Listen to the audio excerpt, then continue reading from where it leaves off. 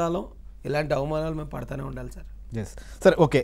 అగ్రవర్ణాలకు సంబంధించిన విషయం పైన మీరు చాలా క్లారిటీ ఇచ్చారు. ఆ రోజు మీ ఆవేదన కూడా ఖచ్చితంగా ఇది వింటే మాత్రం అర్థం చేసుకుంటారు, ఎందుకంటే ఆ బిట్ వర్క్ అనేది కాకపోతే. ఇంకొక అంశం ఇది కూడా చూద్దాం ఒకసారి, ఎందుకంటే బ్రాహ్మణ సంఘాలు కావచ్చు వీరందరూ కూడా కొంత ఆందోళన చేస్తున్నారు.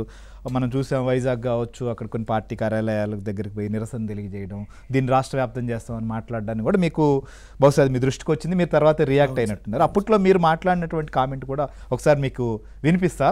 సో దీన్ని విన్నటువంటి వాళ్ళు అలా రియాక్ట్ అవ్వకుండా ఉండగలరా? ఖచ్చితంగా పక్కడికి ఎఫ్ఐఆర్ పెట్టుకుందని అర్థం. అలా అయితే పార్వతీదేవి వినాయకుడిని కన్నది కూడా అలాగే కన్నదంటారా? పరమేశ్వరుడు తెలియదు వినాయకుడు తన కొడుకని, పార్వతీదేవికి మాత్రమే కొడుకు అతను అంటే దాని అర్థం ఏంట్రా? ఒక దేవుడికి లేకపోతే ఒక దేవతకి ఒక వ్యక్తిని సృష్టించుకునే శక్తి ఉందనే కదా అర్థం. అలాగే యేసుక్రీస్తుని కూడా రైట్. ఇది రాజేష్ చేసినటువంటి కామెంట్, ఇది వినాయకునికి సంబంధించినటువంటి అంశం పైన. ఇప్పుడు దీనిపైన కూడా పెద్ద వివాదం అయితే నడుస్తోంది. దీనికి సంబంధించినటువంటి అంశంలో కూడా మీరు ఐనవోల్కి వెళ్ళినప్పటికీ, అక్కడ పూజలు చేసినప్పటికీ కూడా దీన్ని పదే పదే ప్రశ్నిస్తున్నారు. ఎందుకు మీరు ఈ రకమైనటువంటి కామెంట్ చేయాల్సి వచ్చింది వినాయకుని విషయంలో? సార్ అది కూడా ఒక రకంగా తెలియనితనంలో మేము వేరే వాళ్ళతో, అంటే అప్పుడున్న కొన్ని హిందూ సంఘాలతో మాకు వాదన జరిగేది సార్ ఆ వయసులో, అంటే 2017-16 ఆ సమయంలో అనమాట.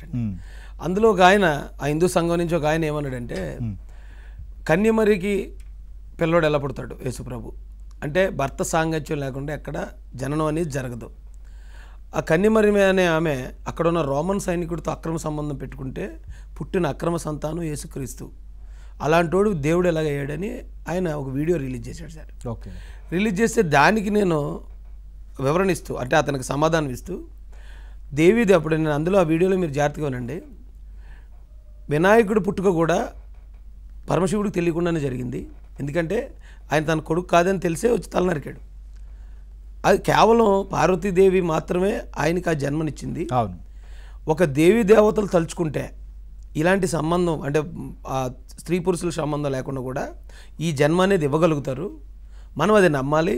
అలాగే పరిశుద్ధాత్మ వలన యేసుక్రీస్తు పుట్టారనేది కూడా మనం నమ్మాలి.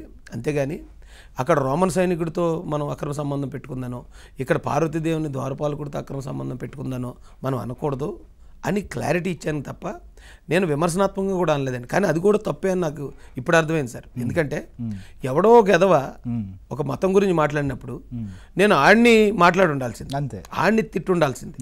తిట్టకుండా నేను పురాణాల జోలికి వచ్చి ఎంతోమంది ఆరాధించే దేవీ దేవతల గురించి మాట్లాడి నేను తప్పు చేశాను. నాకు ఎప్పుడో వెంటనే రిలీజ్ అయిపోయాను సార్ నేను.